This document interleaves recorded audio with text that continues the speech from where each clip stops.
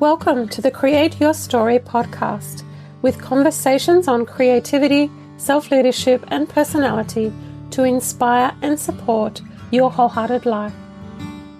I'm Terry Conlon, author, creative transition coach, teacher and personality type practitioner.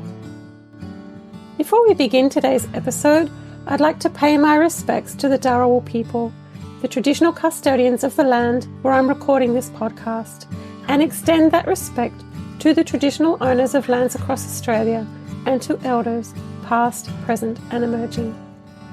You can find the episode show notes, your free copy of Chapter 1 of my book, Wholehearted Self-Leadership for Women in Transition, and lots more information at quietwriting.com. Now settle back and enjoy today's show.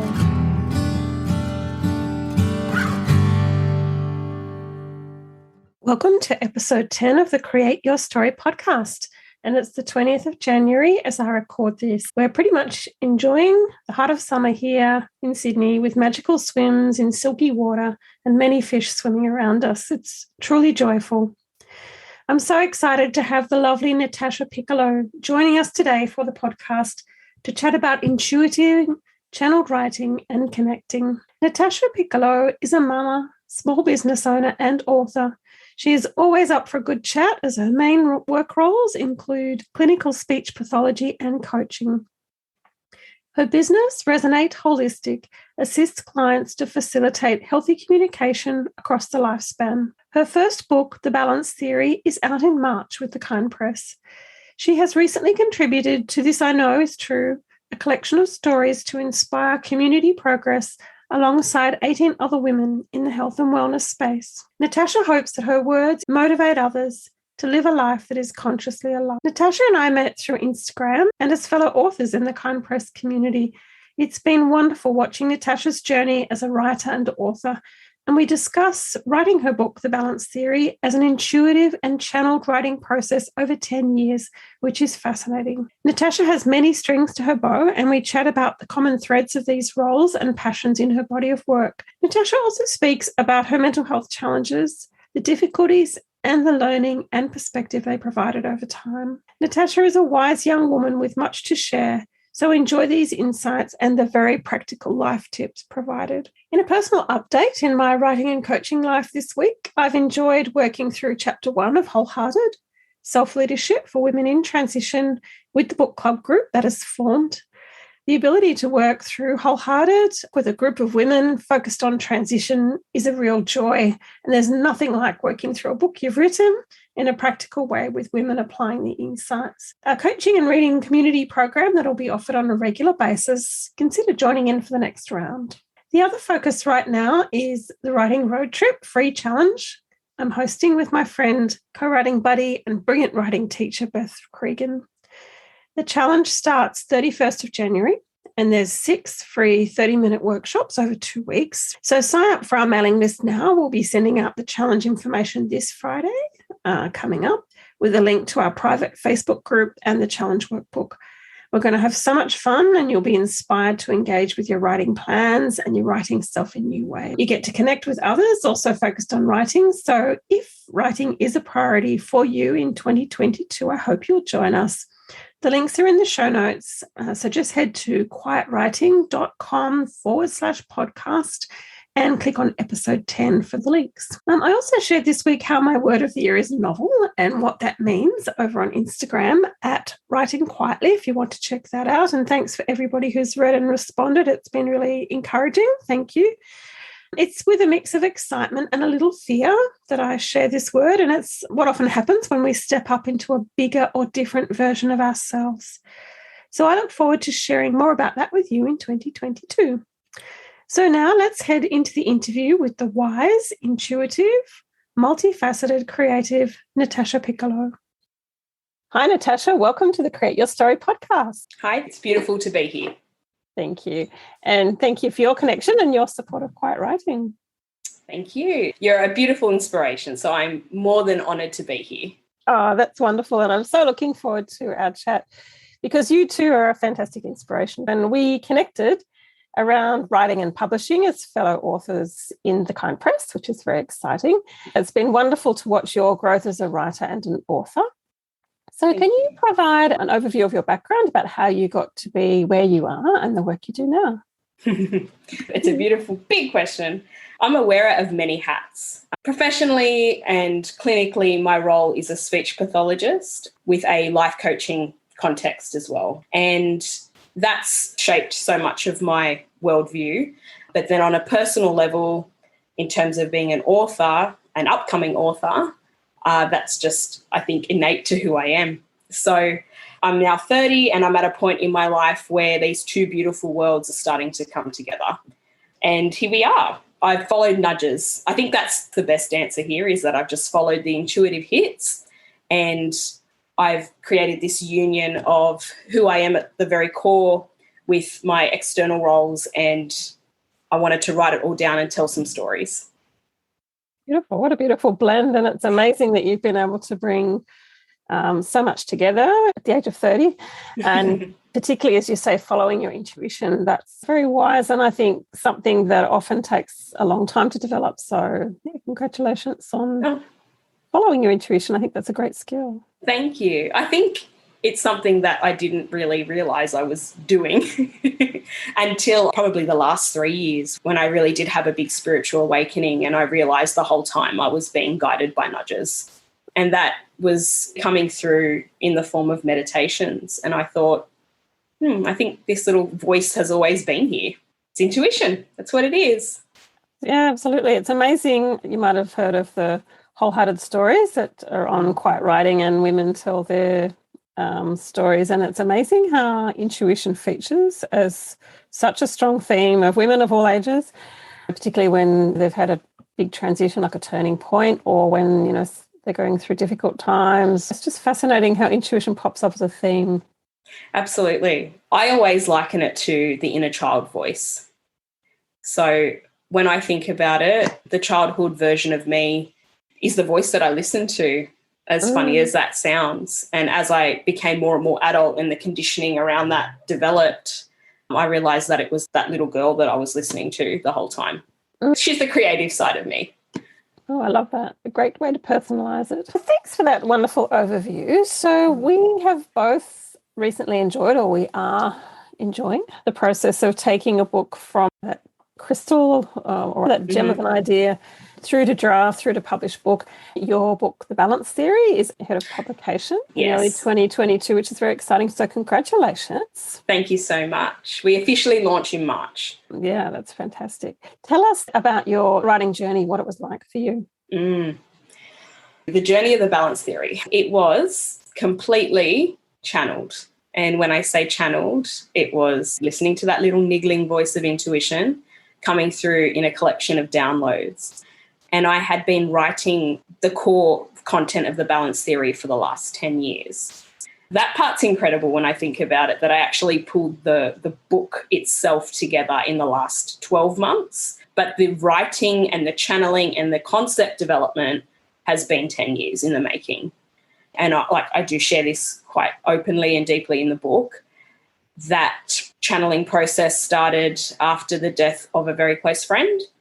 So I was 19 at the time, and we got a phone call that one of my closest friends had fallen asleep behind the wheel and hit a tree. And I was fresh out of school, that whole idea of world at your feet, ready to explore.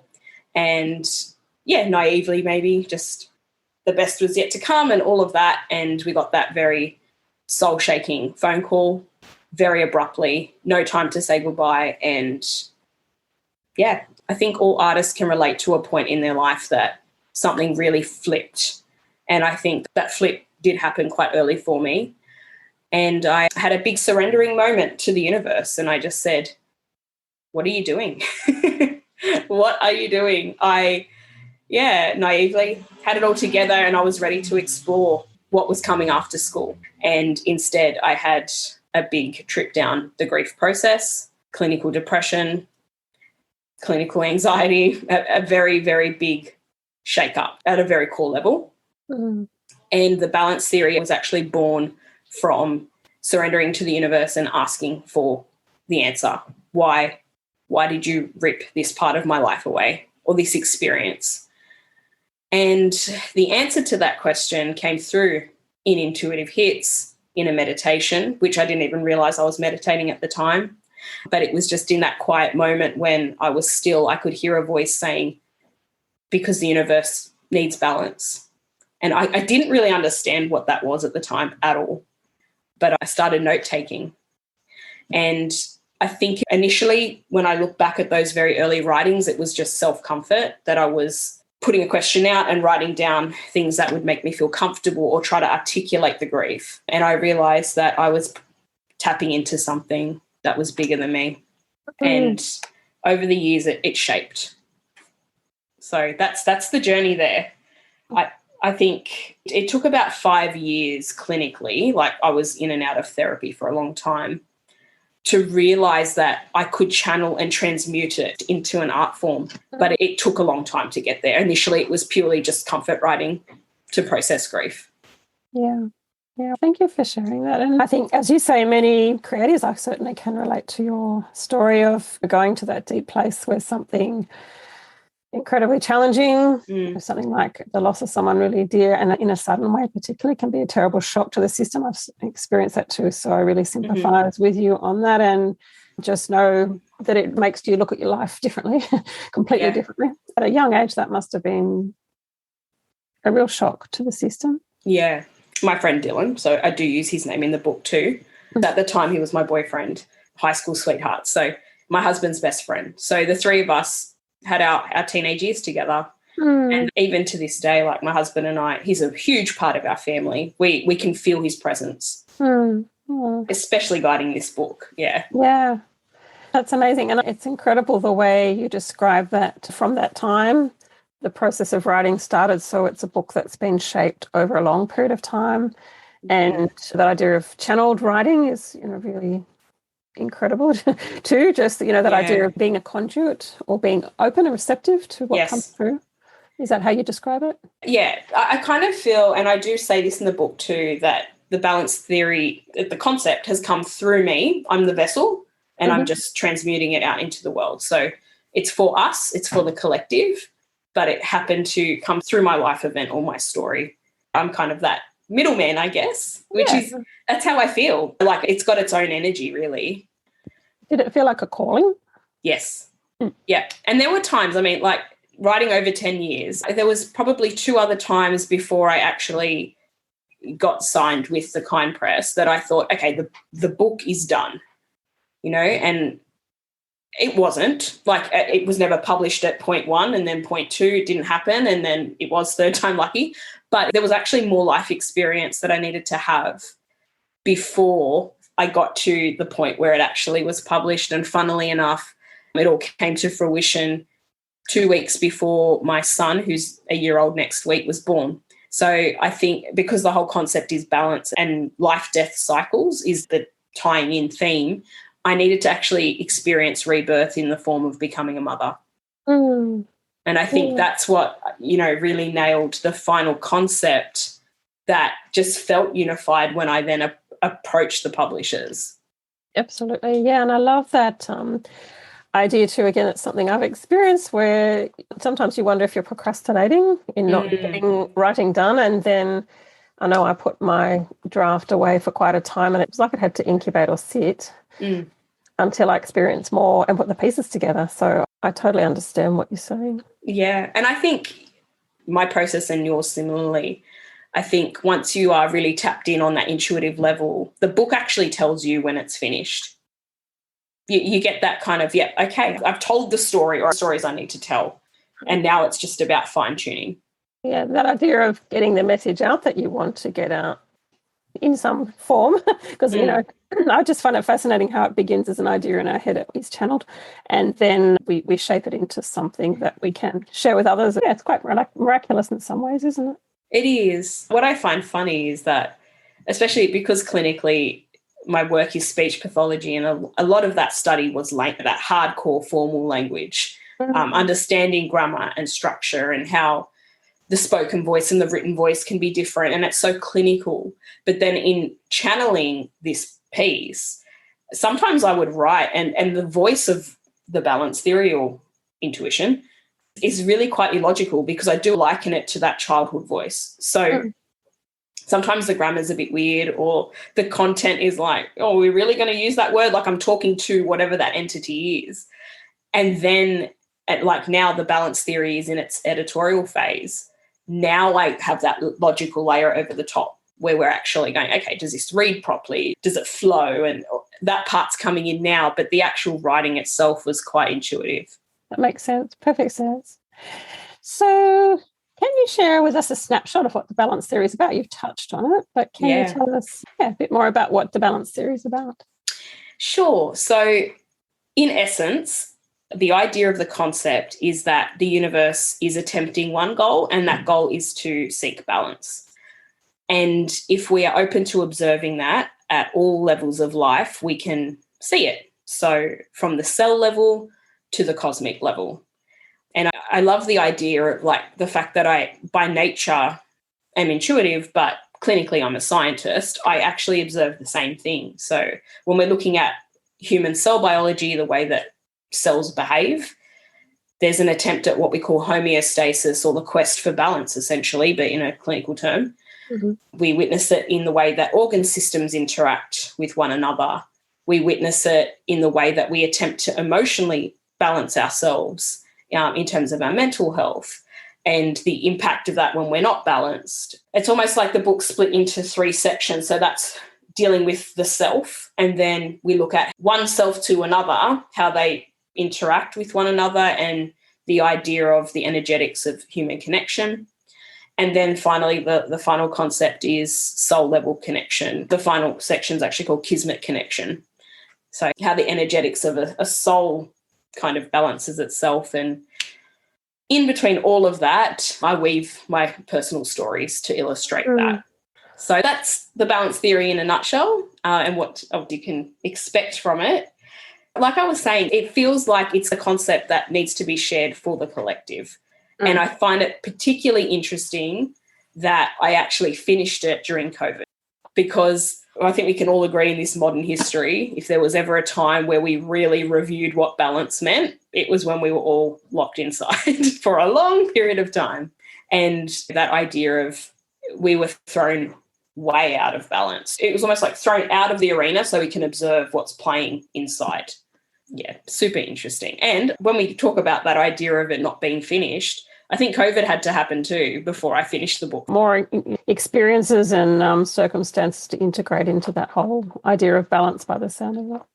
Yeah, and it's actually quite funny because before COVID was a thing, I remember logically trying to think about how am I going to articulate the balance theory on a collective level so that there is something that is unifying for everybody's life experience. And then the logical part of my brain saying, well, everyone's life experience is different. How can we possibly all connect on one thing? And the pandemic happened. So I was like, well, there we go. There's something we can all talk about, and we've all got a take on it. We've all experienced what it's like to be in and out of balance in that time. And I know just from speaking to my circle, there was so many people that we had that relationship with the pandemic where it was like, oh, we actually love being locked inside. It's given me time to really evaluate my life and where I'm at. And then the next day you're absolutely on that roller coaster of hating it. And then there's fear, and then there's gratitude. Like the whole spectrum of emotion came out to play during that time. And it was interesting channeling that as I was writing. Yeah, it's been the whole experience of COVID. My work's in transition. So that idea that it's just been this huge shift and change, and that's really thrown it back on us, on our internal resources and what toolkit we have, what understanding, what frameworks, how we're using our personality, all the different aspects we can bring to it. So, yeah, I think your book is incredibly timely to pick up on all of those themes that are happening. So with the channeled writing process, were you surprised at what came through? Like, was it sort of landing more than it's all writing in a way has a sense of coming from abuse, doesn't it? Do you see? Absolutely. Definitely. So there were times where, because I do feel like I had that relationship with whatever the entity was, that I would be writing and be like, oh, this is so controversial. I don't know that I want to write this down. And again, like that's where I speak to that idea of put on the page, and then your logical brain and the brain that understands that this is going into the world and it's going to be open to a lot of people now. You can shape the language so that it actually comes across in an eloquent way.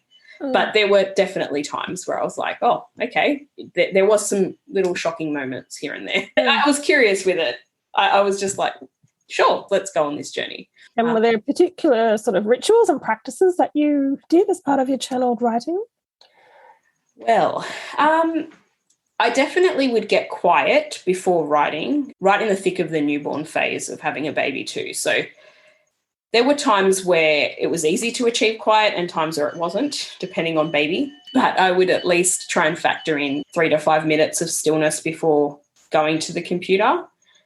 Having said that, though, there were times where I would still old-fashioned handwrite as well.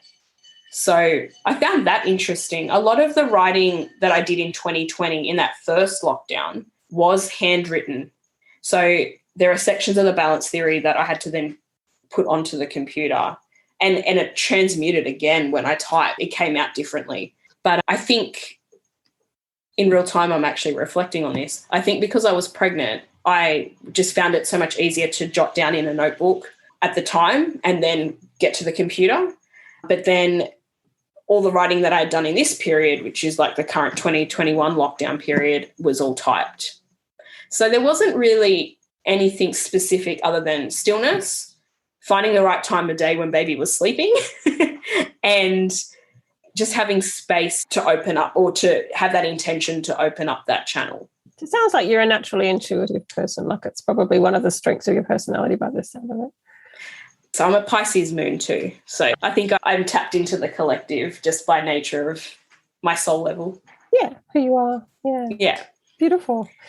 So you've also recently had your story When Saturn Hadn't Returned published as part of the brilliant Kind Press collection. This I Know Is True, which is sitting beside me here. Beautiful book with lots of incredible writing by women and curated by Natasha Gilmore and Sian Udall.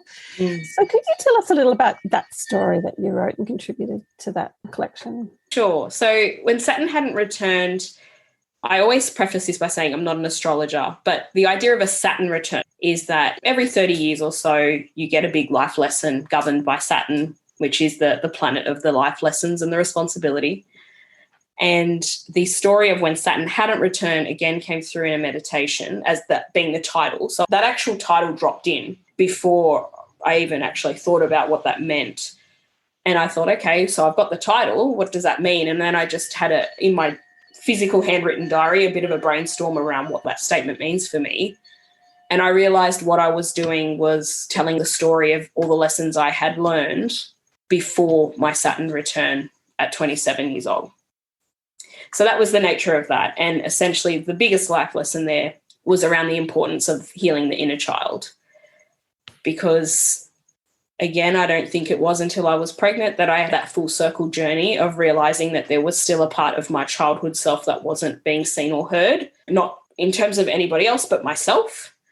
And, yeah, I guess 2020 was a big year of me going quite inward, and I had the space with the lockdown to do that before giving birth, to free that little girl. And it was, I guess, ironic that the contract for the Kind Press came through the same year. So it really was a healing process. And I pitched that idea to Natasha, the publisher at the Kind Press, and she loved the idea of When Saturn Hadn't Returned be a concept. And so I got to work. Bubs was 8 weeks old when I wrote that. Wow. So I was still very fresh into motherhood.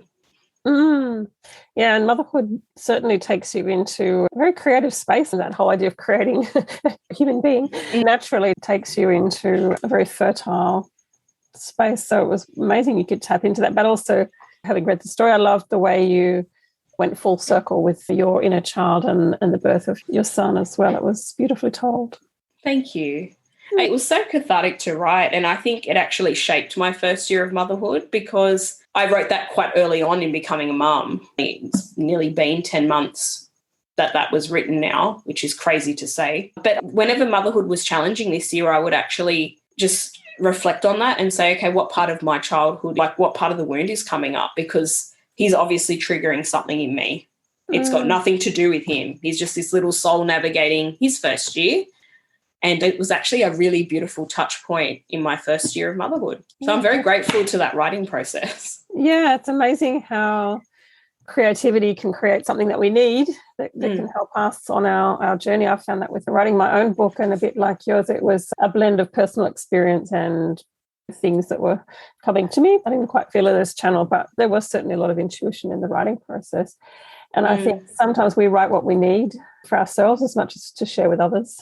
Absolutely. Did you find that you were writing more of the memoir first, or were you writing the concepts first in your own process?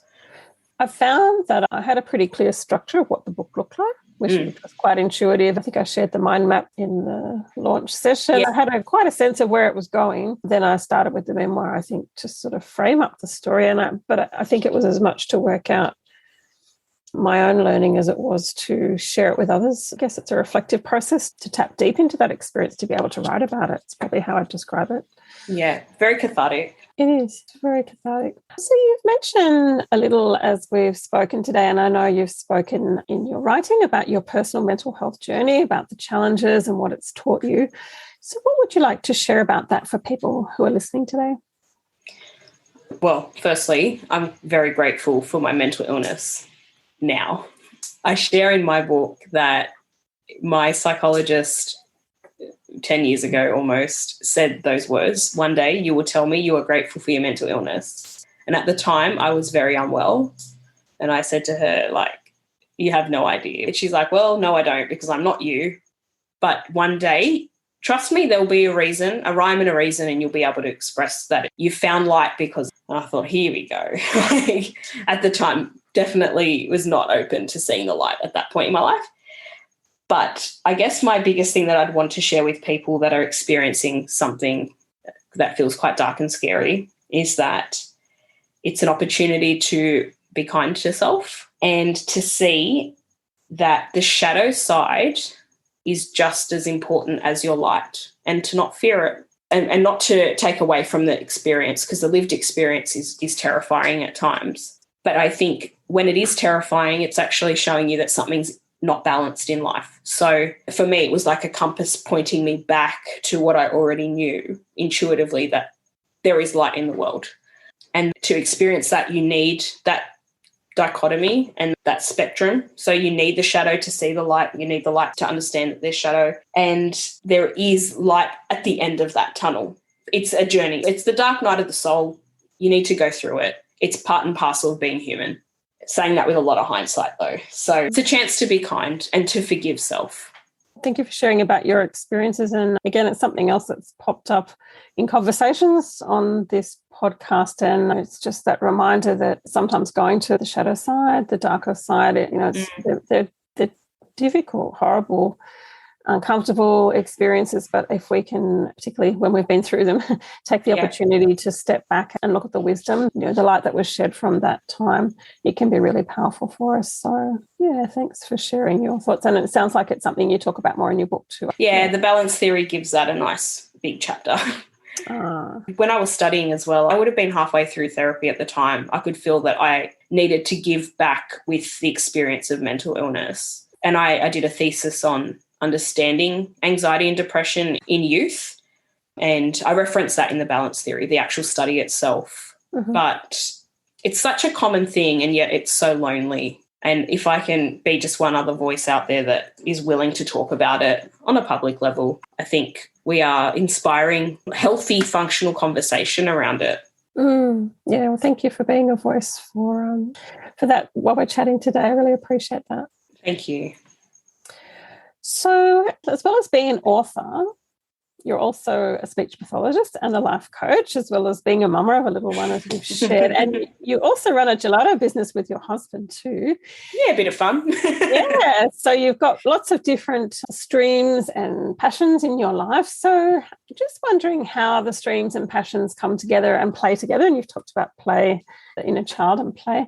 And I'm wondering too if there's a thread that unites your body of work, because often there's ingredients that cluster together that connect things for us, and sometimes there's not.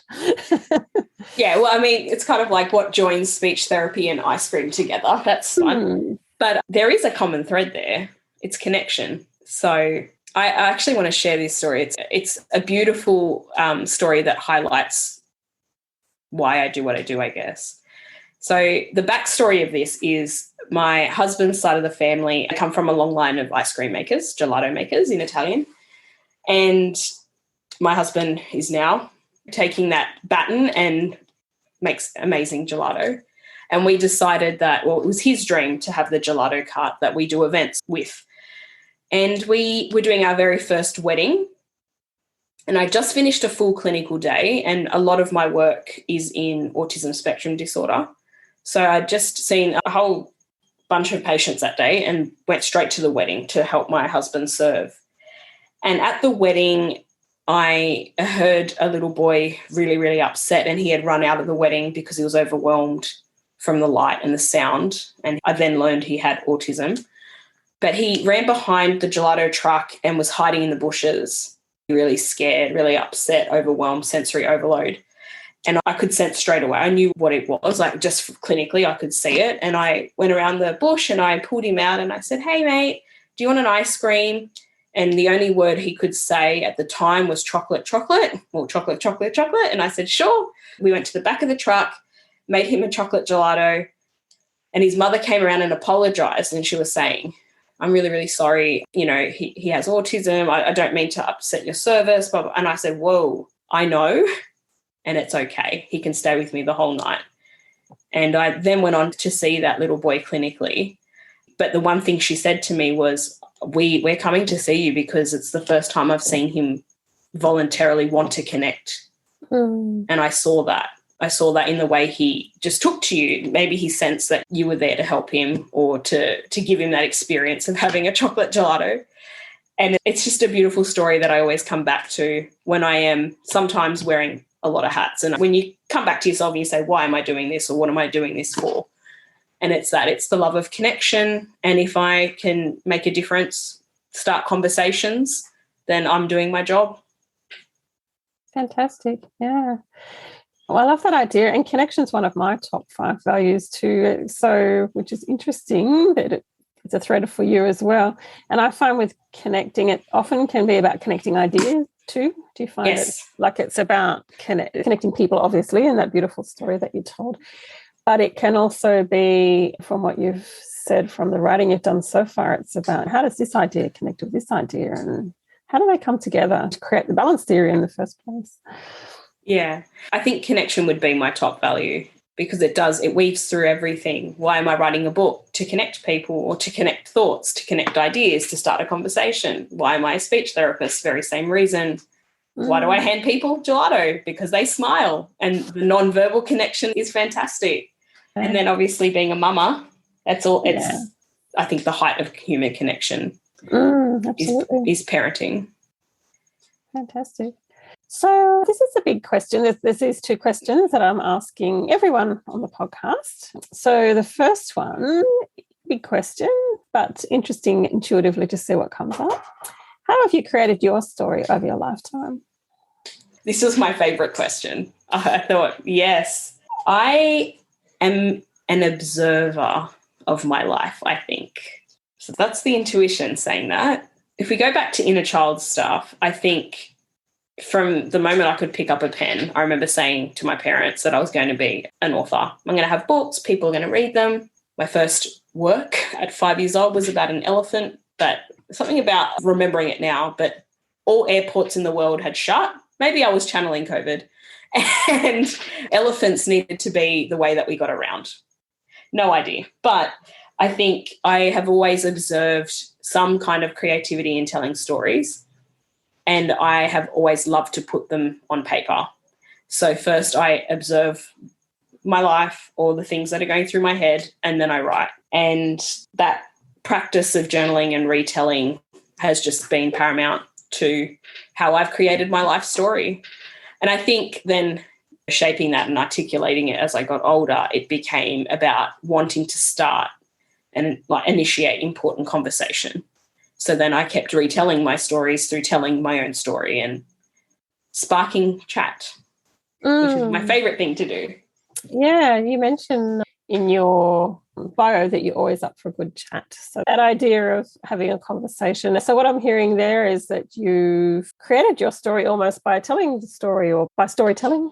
Yes, yeah. And then I think I'm also a fan of collecting stories too. I've always loved reading, like on that level, but I just love to hear somebody else's story and to find the lesson in listening to someone taking that story and if it's going to help passing it on. Yeah. What would you answer to that, Terry? Oh, it's a big one. For me, how have I created my story over my life? One of my top things is reflecting. My background is as an adult educator. And one of the key theorists that I really liked in that area was Donald Schoen, and his work was about being a reflective practitioner. And I love that idea. So I think for me, it's been very much about experiencing and reflecting. I think, again, it's a very introverted and intuiting process, which is my strength. But very much that idea of taking things in and then sorting them out internally and then getting a structure to them and sharing them with the world. So, yeah, sort of similar to yours in some ways. So. Yeah, I think putting that practical way of then giving message, like reflecting, transmuting, and then telling. Yeah. And then, but I do think structure and being practical to me, and it sounds like for you too, are very important because, again, I think it's like two parts of my personality, and it sounds like potentially with yours, it's that here's the intuitive, but then how do I structure that into something that others can read and get value from? How does it make sense? I think because especially intuitive thinking can be so ambiguous and huge. And I know that that's been a wonderful challenge with the balance theory is how do I actually get this into a form that somebody could pick up, similarly with like your companion workbook, and actually do something with it, apply it to life. Yeah, it's a big challenge as a writer. Yeah.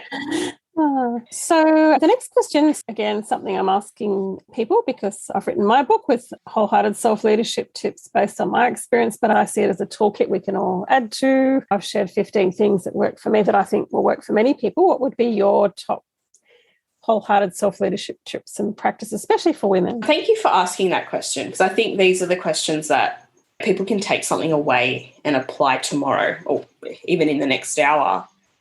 We're actually working through your companion workbook at the moment. So I've just read the part about your self-care practices essentially and how they shape and set up your day really.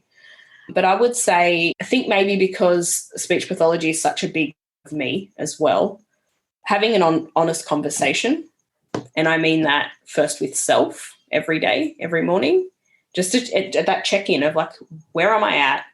What's going on today? What's my intention? How can I shape this day to work in my favor so that I show up as the best version of self? That's probably my little go-to before I do anything else, before I get out of bed with breath work. And then I have a little fun thing I do on a Sunday night. Fun for me because clearly like practical things. But I look at the calendar and I commit to one self-care practice a day from the Sunday to the next Sunday. So I just look at the calendar and go, okay, what's going on this week?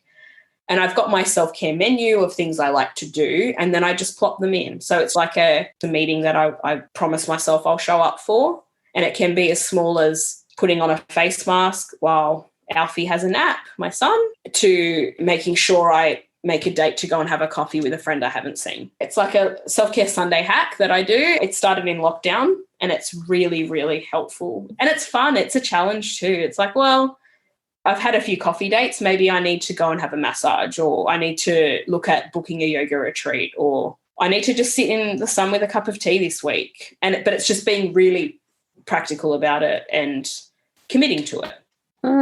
I love that. I think I might copy that idea.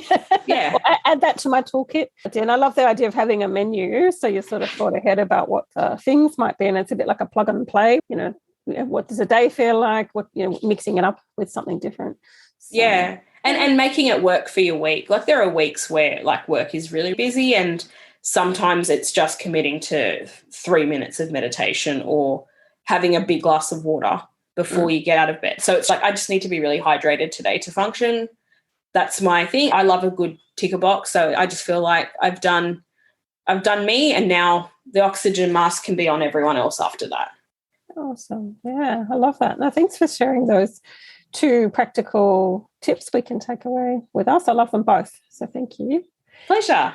Thanks so much for sharing about you, about your life, about your writing, about your books. And we look forward to the Balance Theory coming out in March 2022. So that'll be something for people to look forward to. So where can people find out more about you and your work online?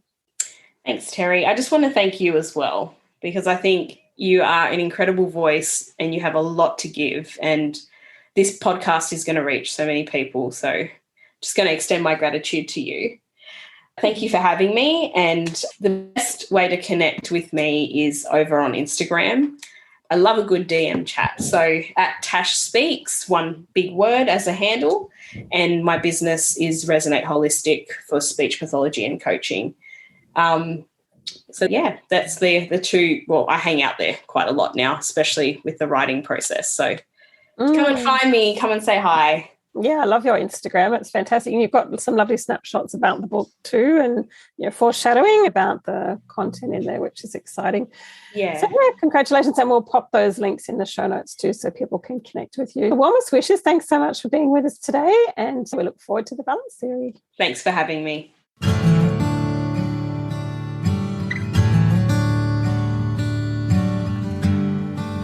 Thanks for listening today, and I hope you found it inspiring and supportive. You can find the episode show notes, get your free copy of Chapter 1 of Wholehearted, and find out more about my books, coaching, and other offerings at quietwriting.com. Connect with me on social media, Instagram, Facebook, and Twitter, where I am at Writing Quietly. Please leave a review on your favourite podcast app too to help others find the show and create their story. And warmest wishes for you as you create your story in the world.